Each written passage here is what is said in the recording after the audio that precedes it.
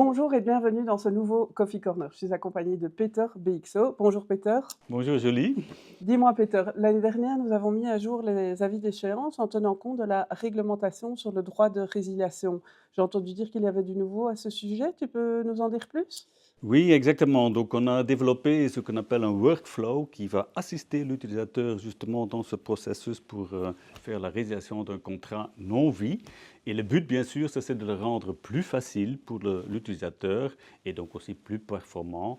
Et ça, c'est ce qu'on essaye d'obtenir avec le nouveau workflow. Ok. Et un workflow, c'est quoi exactement? Qu'est-ce que tu entends par workflow? Un workflow ou un flux de travail en français, en fait, quand vous pouvez comparer ça avec je veux dire, un assistant digital, un genre de guide qui va prendre l'utilisateur par la main Mhm. et ensemble, ils vont faire toute une série d'étapes pour arriver au but final, dans ce cas-ci, donc résilier un contrat.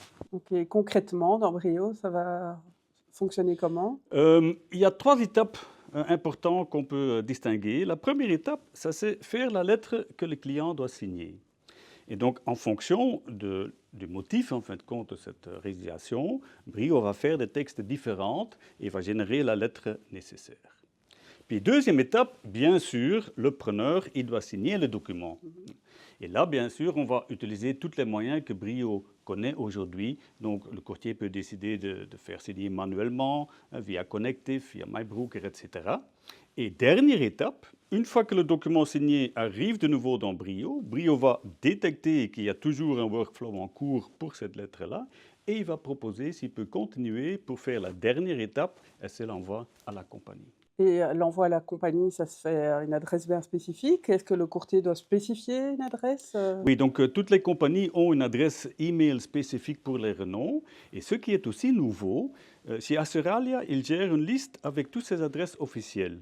Donc aujourd'hui, je crois qu'il y a presque 50 compagnies sur cette liste-là.